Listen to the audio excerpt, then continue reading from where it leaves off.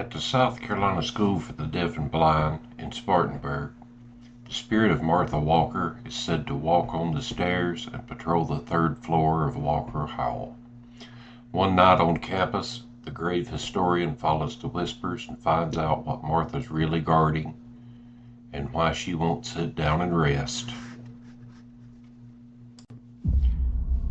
A woman who never held the title still holds the halls. After midnight in Walker Hall, the quiet is never empty. I'm standing on the edge of 160 acres that used to be little more than a repurposed hotel in a dream. 4 miles from downtown Spartanburg, the School for the Deaf and Blind sleeps under a sky like black velvet. Folks say Martha Walker still walks these halls. Some think she's mad because she was never named president. Others think she's just a mama hen who won't quit her rounds. Either way, nights like this, you'll hear feet that don't belong to the living. Walker Hall has that old brick smell, damp and learned. You can taste the chalk and cold iron when you breathe. I push the door and it sighs the way a tired teacher does. Down the hallway, you can see the steps where she's been seen, a lean figure in a turn-of-the-century dress, spine straight as a yardstick, watching. The air's cool, but something warm brushes past my elbow like a skirt hem. I say evening, ma'am, because in the South we mind our manners, even with the dead. This place was built for learning. Past words, hands speaking, eyes listening. Silence isn't empty here, it's fluent. On these floors, you catch messages without sound, like the soft tap of a hill that isn't mine, moving ahead of me, turning left before I do, keeping a pace I can't quite match. Students and teachers swear they've heard it too. Steady steps, purposeful, no nonsense. Martha doesn't float, she patrols. There's a difference. I reach the staircase where she's been seen most often. Sweep of wood worn down by a century of class bells. Mid-flight, I stop. On the landing sits a cool patch of air, colder than the rest, shaped like someone paused to think things through. I take my hat off out of respect. Ma'am, I'm just walking the rows, I say. Like always. The banister clicks behind me. 1, 2, 3, like the rap of a ruler. The message is clear in any prayer. Mind your step. On the third floor, the lights hum. There's a corridor with long windows and old photos, teams, classrooms, faces that never learned to be afraid of work. The hum drops out. In the quiet, I hear it. A low, steady murmur, like teachers conferring behind a door. Then bare footsteps, slower, weightier, as if made by someone who carried responsibility longer than most men live. I follow past a library door, past a vocational room with tools set neatly, till I hit the last classroom. The handle turns itself a hair and stops, like a chaperone caught me. I try again, locked. Behind the glass, a shadow crosses the chalkboard and stops at the corner, chin up, shoulders squared.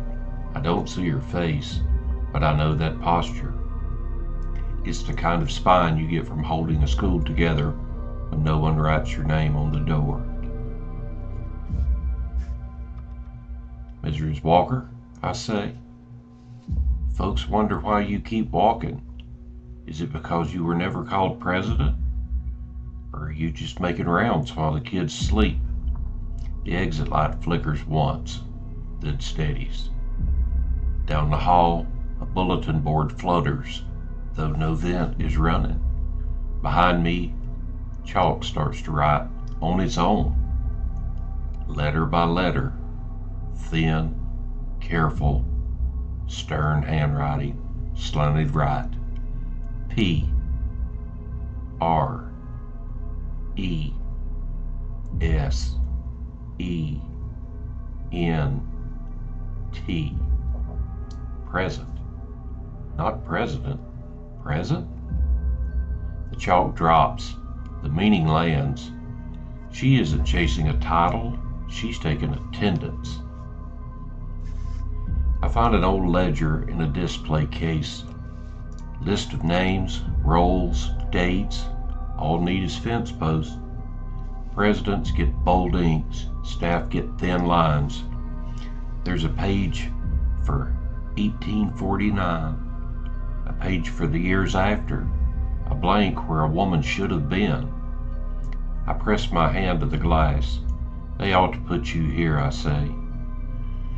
But we see you anyway. A quiet passes over me, like when the preacher says the benediction and the sanctuary exhales. From the end of the hall, a door clicks open on its own. Just a crack. It's the vocational room.